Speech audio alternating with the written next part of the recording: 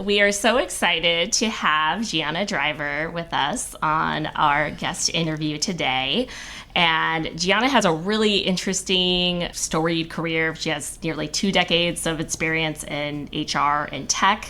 And at the time that we're recording this, she's the outgoing Chief Human Resources Officer of Exabeam, which is a global cybersecurity company. She's been managing the strategy and processes related to building, investing in, and retaining talent. But when this episode airs, she will actually be the brand new Chief People Officer at Lattice, which is a fantastic top HR software company. So we're very excited for you, Gianna. The crowd goes wild. And I also have to note that you were recently named a 2024 CHRO of the Year by HRO Today magazine as well, which is an amazing honor. So congratulations. Thank you. And truly a testament to the team. We're really excited to have you here with us and have the listeners hear a little bit more about your background and your philosophy towards leadership, and as well we'll get into culture and a couple other things like that. But talking about your background in a little more detail first, because I think it's always really helpful for people to hear what your path has been to being in the C-suite.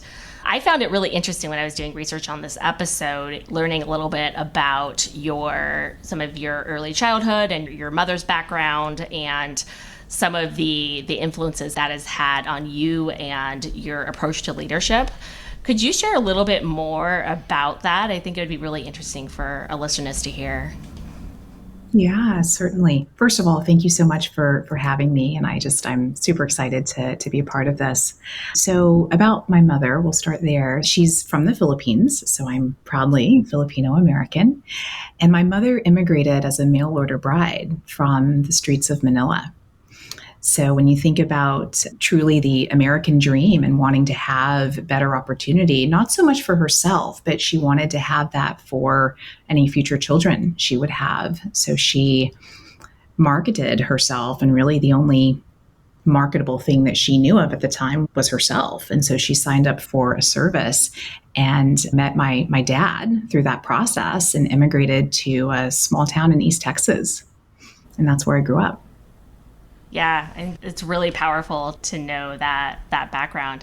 And how does that kind of influence your leadership values today?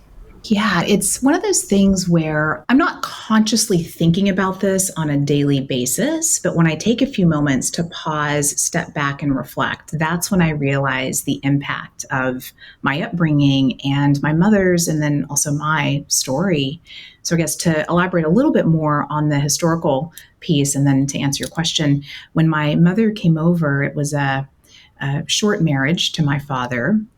I was the product of that marriage. And when I was an infant, my mother and father separated and divorced. And I spent time going between both of my homes. So my dad, he's now passed, but he was a very traditional farmer, cattle rancher in East Texas, beef cattle.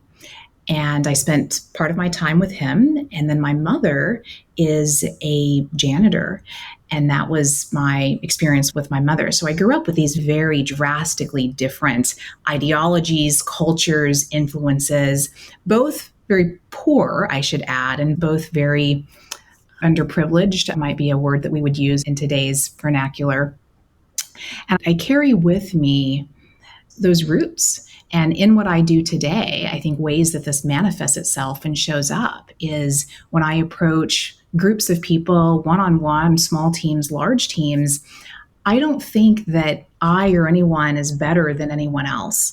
I've been on the other side of the tracks, and I try to approach things from the standpoint of humility and equality and equity. So we're all in this together. We each have something to learn. We each have a very valid and wanted perspective and viewpoint. And so having that sense of true equality, I think, is something that I look back on and believe has its roots in my childhood. I often saw my mother treated a certain way by folks because she was a janitor in a hospital growing up. And one of the things that I'm known to do, so if anyone is interviewing, you should listen carefully. I sometimes will take candidates out for lunch or dinner or drinks. And part of that is to get them out of an office type of environment and see how they interact and engage with the world. But part of that also is I want to know, how do they treat people for whom they have no vested interest? So how do they treat people like my mom? Are they disrespectful? Do they order them around? Or are they kind? Do they listen? Are they compassionate? Do they give them the benefit of the doubt if an order is messed up, or the seating is in the wrong place, or whatever it might be? These are ways that my upbringing and childhood, I think, really impact what I do today. You said cattle rancher and janitor. Both of those are very hardworking physical jobs. When I was in restaurants, we would have people that went to culinary school, and they would come with a certain level of expectation of their own position, of the way people would treat them, of the lifestyle that they were going to lead. And they put pine nuts on everything. And instead, actually, what we needed for them was to go wash 3 hours worth of dishes. And most people did not want to do that, as opposed to people who had to come up through hardworking positions, physical positions like a janitor, cleaning a restaurant, starting off in kitchens as dishwashers and working your way up. The product of what you got at the end in terms of the person, the way they worked, the way they interacted was very different than someone who had not had to go through that. Do you feel like, did you work on the ranch at all? First of all, Mike, a lot of what you said does resonate. I think that hardship builds resiliency. Yeah. Hardship is one of those things, when you're going through it, is really hard and you probably don't want to be there. Sure. But on the other side of it, you realize, wow, made it through that. What are the things that I learned? And those are the experiences that can be really formative and really resiliency building. To answer your question about whether or not I did work on the farm, so I did. I didn't lasso cows like that. But it was more fixing fences, or a lot of times when a cow would go away to give birth, I very much remember us scouting in the middle of the night, trying to find the cow and helping sometimes if that was needed with the birthing process. And this was a working beef cattle ranch. Yeah, I think there's a humility to that you can't replicate. Absolutely. That's really interesting to hear. And I love the example you gave of how when you are interviewing somebody now, observing, like, how are they treating people that they are not seeking something from, who they have no skin in the game. That is when you can really tell a lot about somebody's character. Exactly. Who are they when no one is looking? I think is very important to think about. And this translates into many real world experiences. Another example that comes to mind is if I am with a person and we're casually walking down a hallway or something in the office, and there's a piece of litter or trash on the floor and they step over it, as opposed to stopping, picking up the gum wrapper or whatever it is and putting it in a receptacle, that's information. And I'm not drawing an absolute hard line and saying this is absolutely wrong and this is absolutely right. I mean, context is everything, and there could be reasons for stopping to pick up a piece of litter versus not, but it is information. And I do respect when people will go out of their way to do random small things that make someone else's life and experience better. When you said that, I'm reminded of the way people treat those below and those above them in the chain of command differently. And, sometimes when I'm the boss now, everybody's like very nice to me. And I think, oh, those people are very nice. And then someone else will go, no, they're really not polite to the servers or to the care. And I was like, oh, okay. So maybe through that, you're seeing like, yeah, they're going to be very polite and friendly and show you a certain face because you have something to give them or take away from them. But the people that are below them in the order, there's something to that. If they're rude to a waiter, they're probably going to be rude to their team. Yeah. Absolutely. And in a similar fashion, getting the input and perspective of the receptionist, the office manager, the recruiting coordinator, all of these folks prior to making a hiring decision is really important, because that, again, is information, and it gives you data around how someone treats folks for whom they have no vested interest. Yeah, that is very powerful. Yeah, going a little bit more into your career too, I think one thing that that both Mike and I were interested in is so I know you had started a fair trade e-commerce company coming out of college, which is amazing. And I know it speaks really deeply to the values with your mother's background and all of that, which is so cool. And then you ended up moving into an HR role for an e-commerce company. And it seems like you made it up to a VP executive role like pretty early in your career. I'd love to hear kind of more about like what was that path and what did you learn from it? Yeah. Well, I have a bit of a non-traditional path into HR, although it begs the question of what is a traditional path in HR, right? So I think that's a whole other TED Talk and conversation. But my experience was, you're right, having my own small business.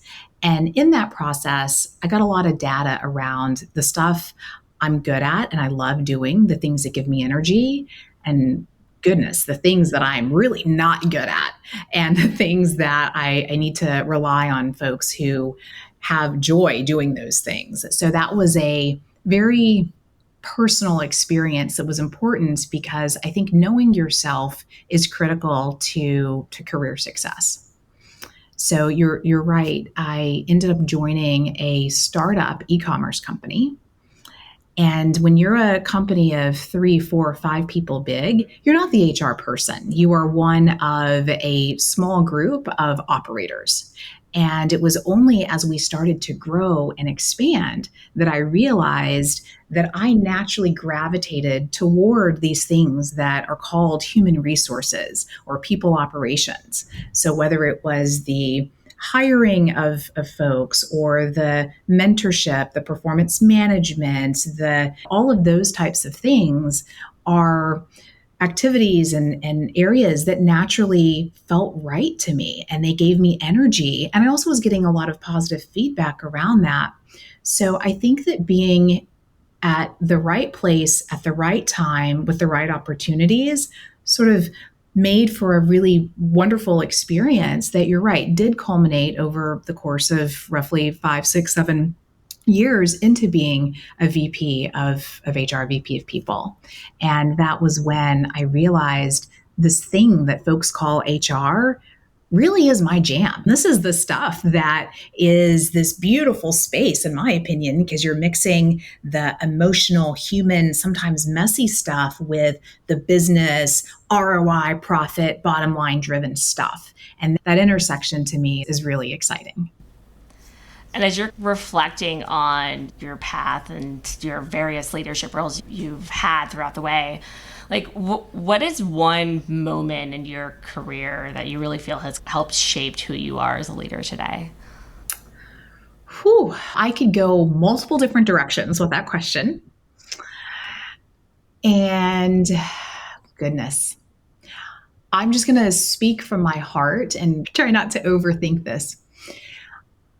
For me, the experience of trying to become a parent and being unsuccessful in that multiple times, and then eventually becoming a parent, has really shaped who I am. And it's shaped a lot of my professional trajectory and the way that I view people and work and my relationship with work and my life outside of work. So I know that's quote unquote personal, but I do believe in the interweaving of life with work. I don't believe in these very siloed, separate parts of our lives. I think that we are able to hold both and. And so for me, to answer your question succinctly, it would be the process of becoming a mother and then eventually being a mom. That's amazing. And I think that feeds so much into authentic leadership, right? Which is Yes. such an important trend and something that people are expecting more and more of their leadership. Exactly. I like to think and say we are humans first and employees second. And so we need to honor the full human and create workspaces where real, full, authentic, expressed people can thrive. Because I think when we do, that's what leads to good business. It's what leads to great business. So that's interesting that when you think of HR, I think a little bit of the traditional view, probably especially outside tech, of HR is a little bit like a counselor. is what most people will think. Like, I have a problem, I go to HR. That's not exactly right what HR does in the functionality of the company. And I see there's a real trend, exactly what you're talking about. People want work-life balance. They want meaning in their work. It used to be you got a job, you went to the job, you paid bills, and then that was your life. And now people want to feel appreciated and engaged and challenged. And what you were talking about resonated, where you found the stuff that you were good at. Not just good at, but you said specifically, that gave me energy. And that's so important, right, in growing your own career. I'm curious the trends you've seen in what employees are looking for and how companies adapt to that. But then also, ultimately, most of these companies exist, really all of them exist to make money, either for themselves or for their parent company or a stock. How do you balance all of those things in your hiring and how you structure I know we're going to get into culture very deeply, but this is such an important part of what people are looking for now. Yeah, absolutely. So I guess a starting place for answering your question would be to state an assumption and core belief that I have. And that is, I fundamentally believe that humans and people are good and want to be successful in whatever they do. And I think that starting place is a really important differentiator, because if you start from there, you assume good intent. And that's a very critical place from which to start. After that, as we think about career trajectories, as we think about career paths in different organizations, oftentimes, people love what they do when they're successful and they work at a company that can really create an ecosystem and environment that rewards that and recognizes that. That said, there are also times and places where folks struggle, and either they're not meeting their goal, they're not delivering, and then we start to see various different negative, I call it below the line behaviors that start to happen. Right. I mean, it recently, not too long ago, was called quiet quitting, but there are other ways that these behaviors can manifest themselves in ways that are not opportune and not good. I think in those instances, it's important for companies to help people find what it is that gives them energy, bringing this back to finding your joy at work. And ideally, companies are able to be matchmaker in some sense, right? You're fulfilling a business need and also speaking to whatever someone enjoys doing. However, there are times where that alignment might not be there. Certain people thrive in organizations at certain sizes, but then start to not really blossom when organizations are either significantly larger, significantly smaller, et cetera. And so I think creating spaces where we are really honest with people, we're kind with people, and we allow them to either find a role that enables them to self-express and to be joyful at work, or we also make it safe for them to leave. And I think a lot of times organizations start to shy away from some of these harder conversations. I believe these hard conversations are mission critical to building incredible work cultures. I was going to ask you later about giving feedback. So you can probably guess what I would say. That seems pretty in there, but those are amazing answers. It's interesting, like you reach for a long time, at least the background that I had, I just had a job. I had a job that I was trying to just survive, pay the bills. There was a time I was making $10 an hour as a cook in New York City. It wasn't about what's my joy, it's can I pay the rent? But at some point, if you stick with it long enough, you start to have to be responsible for your own career. And to be honest, I never really thought about, I know people will blossom and fit in different roles, but it hadn't occurred to me that like the size of the company is actually really pertinent to somebody's success. And it sounds like you have that really dialed in. Well, it's the size of the company, it's the culture around, it could be the industry, it could be a number of different things. And this is where I go back to, there's not an absolute right or wrong. It's like there's thankfully, there are many different types of companies and there are many different types of people. And when someone is not thriving at their job, then I think we as leaders in companies would ideally help find the right fit for that person. Or if that's not possible in our organization, help them fly and find something that is the right fit for them. See why you're the chief people officer. Thank you. I have another question about being a chief people officer. In my company, the recently hired chief people officer has a Juris Doctorate. Have you seen that trend in HR, and do you feel like somebody that wants to grow in HR, do you need a law degree to sit in the C-suite in HR nowadays? Do you have a law degree, or? I don't. You don't, right? No, I don't. No. It doesn't seem to affect you. I think that for folks who may want to have a law degree, a PhD, whatever it is, there's nothing wrong with that by all means.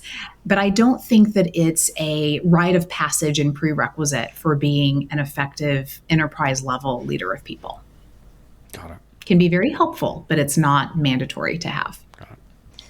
I think some of that gets into culture nicely, which is a big topic, but I know you have a lot of experience with coming into companies and building and transforming cultures and being accountable for that as the head of people. What are like some of the critical factors for success that you've seen when you're looking to create or transform a culture? Yeah. I think it's important to note that culture is not a static thing.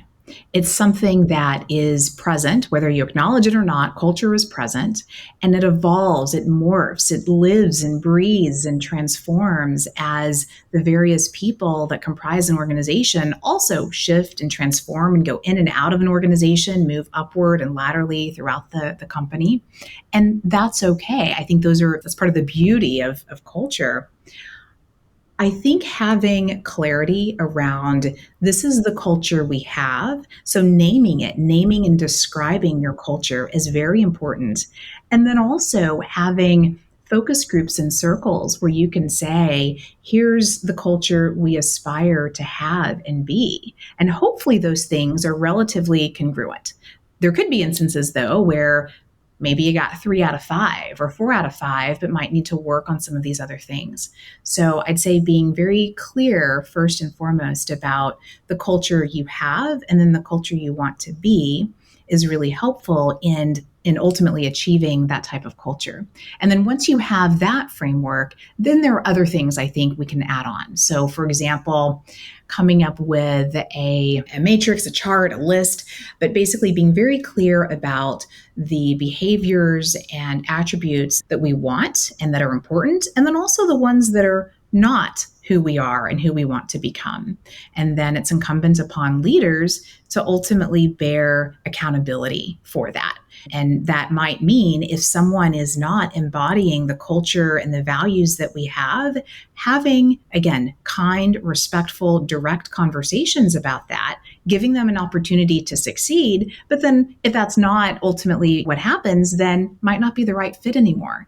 And similarly, it might be like that person may not realize that they come across this way or that certain behaviors are perceived certain ways. So I think this is something where communication, authentic communication is really important. Yeah, I absolutely love that because I think there's so many important things in there that are often misunderstood about how you actually affect culture. And there are so many companies who basically you have the leadership team sits in a room and they're like, these are our values and here's what our culture is. Here's what we want our culture to be. And then they like present it in all hands.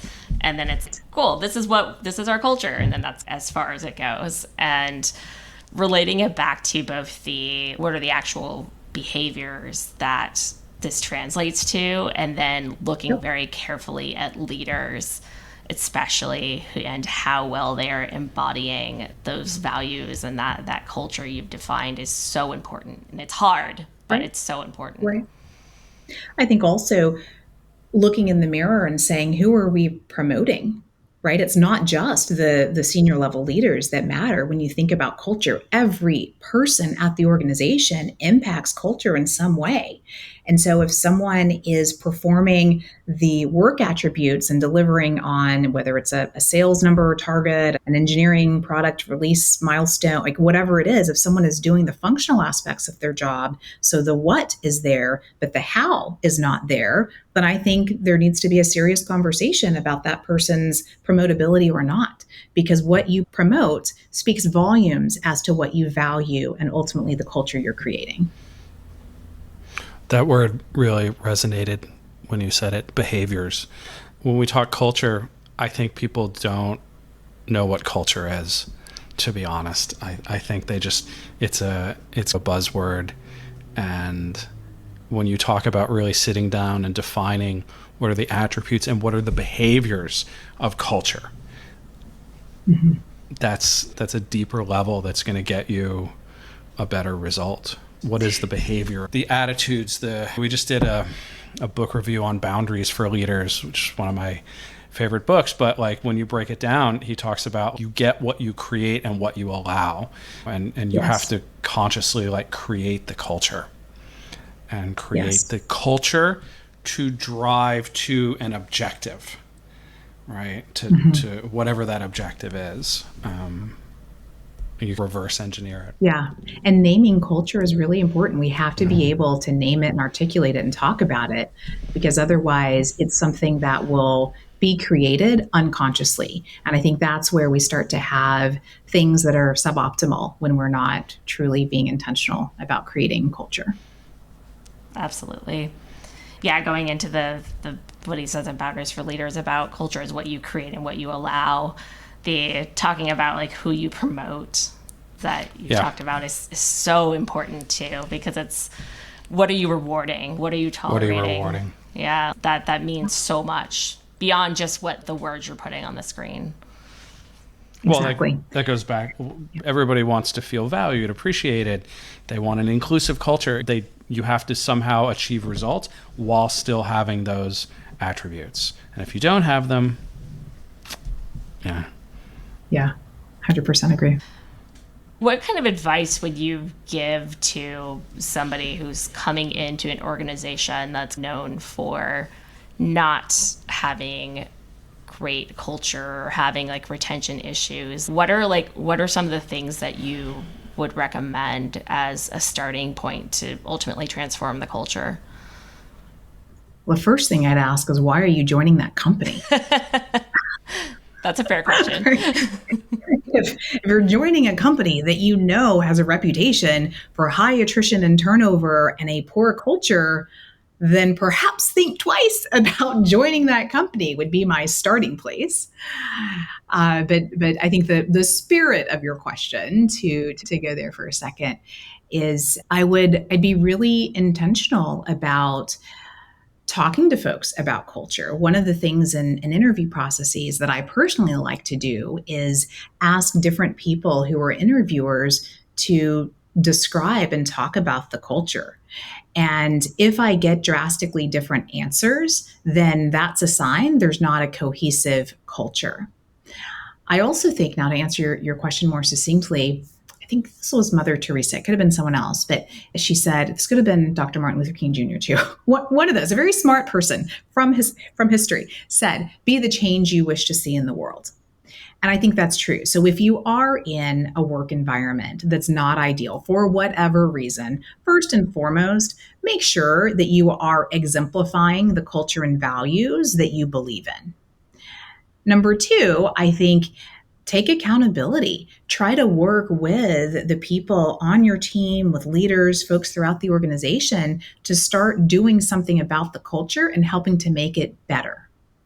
So depending on whatever the problem is, to localize, okay, maybe it's that we don't have hard conversations. Maybe it's that no one takes accountability. Maybe it's a culture where people are not communicating up and down and across the organization. I mean, it could be any number of different things, but I think being clear about, okay, these are the things that I'm not super excited about with this culture. Let me start doing something about that. A lot of times folks want to stand by the sidelines and be that, what is it called, an armchair quarterback, where they can dictate to everybody how things should be. No, no, no. If you want to dictate, then get in the ring with everybody else and start doing something. Pick up a shovel and start digging with the rest of us to try to figure out how to make it better. Amazing. I think you also gave another good interview tip in there as well, too, with the when you're evaluating the culture of a place you're joining, ask people to describe the culture. And if they have different answers, even if they're positive, if everybody has different answers, that's a good flag that there may not be a consistent culture there. Right. There may not be that cohesion and clarity. For sure. How do you recommend dealing with resistance when it comes to actually like putting some of that change in place and in making those changes in the culture? I believe that change often happens person by person, slowly over time, when it's truly sustainable. And so when I witness or observe interactions, debates, whatever it might be, that I don't think are truly emblematic of the culture we want to be, I don't believe in publicly calling someone out and criticizing and chastising. Like that's not good. But I do believe in pulling, that person or individual aside in a private one-on-one setting and in a non-accusatory way, saying and asking questions about whatever it was that felt like it was wrong or not part of the culture that we want to be. And I think through these single touch points, these one-on-ones, I think you can really start to have macro level change. When we think about culture shifting and culture transformation and change, it begins person by person. And so gently calling out one-on-one privately the behaviors that are not culturally aligned, I think is important.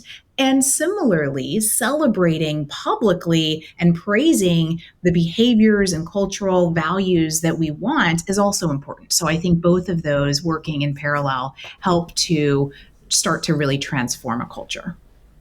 Yeah, I really like that you started with the pulling people aside, like it happening one person at a time, pulling them aside and asking questions in a non-accusatory way. I think that's also so important, is starting with listening and curiosity instead of an interrogation. Exactly. Approaching from a place of inquiry and seeking to understand before drawing assumptions, because I've personally used this approach, and sometimes it could be the person just had a speeding ticket coming into the office that morning. So they were starting on, a 5 out of 10 in terms of just their feeling poised and like they were ready for whatever the meeting was. And so, in this specific instance I'm thinking of, he apologized profusely and was like, oh my gosh, Gianna, I didn't realize that I was coming across as belittling and demeaning and et cetera, et cetera. And I realized like I was holding all this frustration because I got a ticket for going 4 miles over the speed limit. So the point is there's context that I think is really important. And when we approach from a place of inquiry, we're able to fill in the blanks and have a more holistic picture. And it helps us also have empathy for the other person. Yeah, it ties back into people are humans first, employees second. Yes. That's a nice aspect of a culture where if you go to work and you're not having a great day, they don't scream at you. They pull you aside and go, hey, is everything okay? Are you all right? That's human first, right? Human first. Exactly. Yeah, because we each carry so much underneath the surface. Like we present a certain way, but underneath, we're humans and we've got struggles, we've got ups and downs, we've got families, friends, personal situations that are ever evolving and changing. So we absolutely should seek first to understand and approach these situations from a place of humility and kindness. Kindness does so much for culture. Do you find the farther up you go in the chain of command, the less likely people are willing to admit that something's wrong or something in their personal life? Like I could ask a cook, like, hey, are you okay? And he'd be like, I got a speeding ticket. If my vice president asks me, is everything okay at home? I don't know that I'm that likely to be like, oh, I just had a fight with my wife. She's mad at me. She kicked me out. Like, she took the... Yeah. there's a vulnerability at work now. It's not on our thing, but that's a thing now where it's okay to be vulnerable at work all of a sudden. I haven't got that memo, and I think a lot of older people haven't. They keep their struggles close to the vest. I do think it's a balancing act, right? Because we throw around these words like transparency and vulnerability and these types of things. And sometimes there's a tendency for people to take that to mean, let me just be 100% communicative and overshare, et cetera, et cetera. And that is not what vulnerability is, right? So we do need to think about the context and the situation. And I think there's a balancing act. So if we just take your example, Mike, that would never happen, by the way, but to take your example, Right. Kristen would never do that. Never. If we roll with that for a second, a way to approach that. But one way that you could approach that, if let's say you showed up as not your best self in a meeting, instead of laying all the dirty laundry on the table about everything going on at home, you might be able to say, yeah, I've had some really difficult conversations on the family front right now. So I realize I'm not at my best. So apologies. So that might be a way to share, but to not necessarily overshare and go to places that are not appropriate. Got it. That's helpful advice, actually. I think all of us in leadership roles, we want to, we have to project a certain leadership presence. We have to seem like we're in calm and in control. But at the same time, it's a lot of pressure running a business and having a family at the same time. And that's a lot to juggle. And I've also heard and read that people don't follow people who seem too perfect, or they don't have struggles, or everything's very, too polished. And that's been a struggle for me because she says we're recovering perfectionists. So to show anybody weakness or at all it takes conscious effort. So that's pretty helpful. Adam Grant talks a lot about this, right? The Wharton professor who has great books and podcasts and that kind of stuff. And one of the things he talks about is when leaders are able to also exemplify what it looks like to be imperfect and flawed and human, that then creates an environment and culture where other people also feel that it's safe to make mistakes or to be slightly flawed, right? Because the reality is we're all flawed in some way. Nobody is perfect, even though there are those who might try to project that they are perfect or only want to portray the successes and the high moments. I think what a lot of folks don't always understand is those social media posts that are triumphant and picture perfect, et cetera, those are snapshots, moments in time. They don't actually capture the hours and weeks and months and years of mistake making and toiling and learning and picking yourself back up and the hard days and the hard times. Those things are part of success, but we don't often talk about those because those are not pretty. Those are not something in our society that we feel always safe to talk about. But I do think it's important to at least acknowledge that as part of success. We don't celebrate failure as a culture in general. Right. No, yeah. I talk a lot about that in my work when I first took an improv class, and we literally celebrated mistakes. Every time somebody would make a mistake, you celebrated. It was so jarring because it's just I'm a little uncomfortable just hearing that. One of the things we've done on different teams at various different companies is having a question that we start team meetings with. And sometimes that question is, what's a really great mistake you've made lately? And when you open with that and you can talk about that, and usually a follow-on question is, okay, what'd you learn? Because mistake making is one thing and that's okay, but we have to make sure that we're also learning and not repeating mistakes. And I like to tell my teams, mistakes are okay to make. Let's learn from them, make your mistakes quickly, and please try to make them cheap if you can. I'm totally stealing that question. That's an amazing question. That's an amazing. Yeah, that's so good. Yeah, I love Stealing. that. I will give you credit though. I'll say I learned this from Gianna. No, that is powerful because you're building that into, again, culture. Like, how do you create a culture where failure is not paralyzing people, because if you want people to be creative and innovate, they can't do that if they're too afraid to admit they've made a mistake. So I love these practices that you can actually build into your meetings are so useful. Do you have any other questions? Oh, so many. I know we could go for forever. We could go for forever. Yeah, maybe. So let's talk more about this way of having a direct conversation and giving feedback. You touched on it with, okay, we're human first. We're addressing behavior, not the person necessarily. How do you approach that, especially when you're dealing with maybe higher level executives who sometimes maybe they've been in their positions for a long time, but like you said, maybe they were the right person at one point, but they're not anymore. What's your overarching philosophy on giving feedback? Yeah, it's useful to point out the behaviors and not criticize the person. Because if we go back to that starting place of people being fundamentally good and well-intentioned, then sometimes they may make poor decisions, or there could be bad behaviors. They might show up in a meeting that is behavior that is below the line. And I think gently pointing that out and then talking about why that was inappropriate, offensive, not ideal is important. And then talking about what are things that I might be able to do that could help to create an environment where these types of actions and behaviors don't happen again. So these are ways that you could start to engage in that conversation. Or similarly, sometimes I've had this with folks on my team, a conversation of, I noticed in this, particular meeting when so-and-so said this, you responded with X, Y, and Z. That felt a little odd for me. It almost felt as if it was triggering. Can we talk about that? What were you experiencing during that time? But approaching it from that type of a place, I've found typically opens a person up to receiving feedback.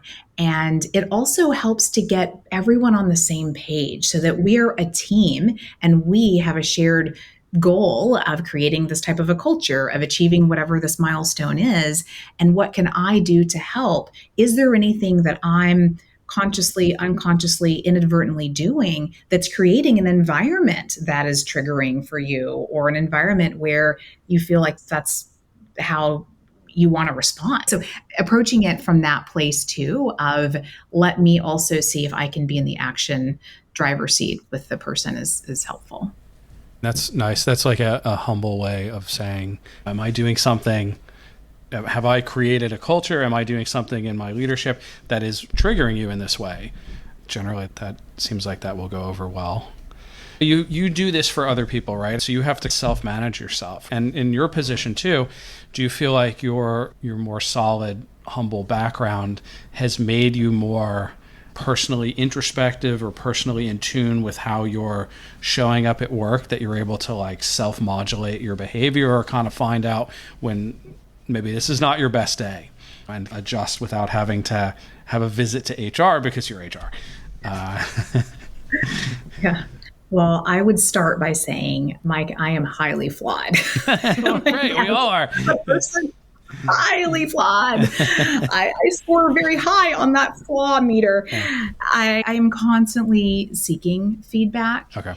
And starting the conversation by also mentioning areas that I have self-observed then creates safety for the other person in the conversation to also give me their perspective in ways that I can also grow and improve. Because you're right, I have bad days. I mess up. Sometimes I make really good mistakes. And you're right, though, if you don't have this personal group of advisors in your life to make sure that you're not in an echo chamber listening to your own self, you need to have that personal life advisor group. And also make sure that you're working in an environment where your direct reports, your teams, your colleagues are comfortable giving you feedback. I don't think that I necessarily am more reflective because of my past and upbringing.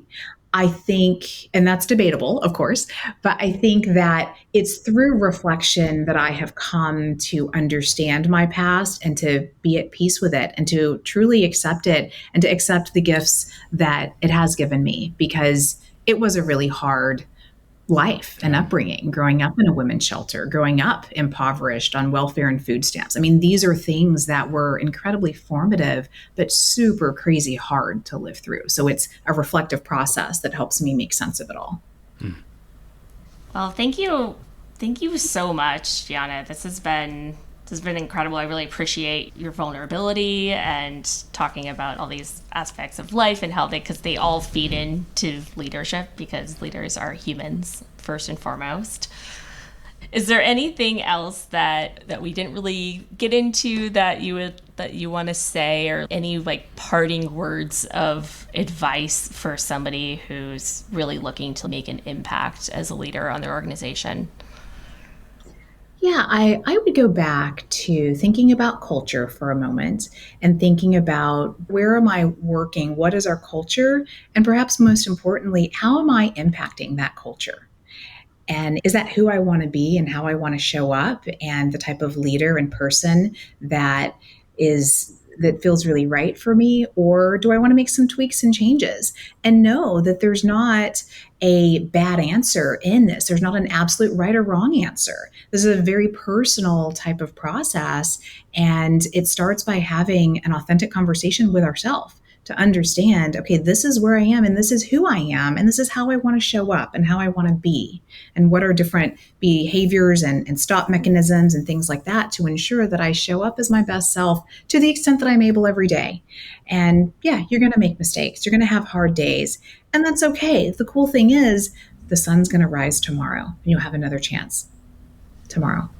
Beautifully said. I think that is great advice for everyone, really, not even just leaders. Thank you so much again for being here. This has been amazing. I think our listeners are going to get a lot out of it. If you would like to follow Gianna and especially be part of the journey as she starts out in her new role at Lattice, you can find her on LinkedIn under Gianna Driver. We'll have a link to her profile in the show notes as well. And otherwise, thank you again so much for being here. This was amazing. Thank you both. Thank you so much, Gianna.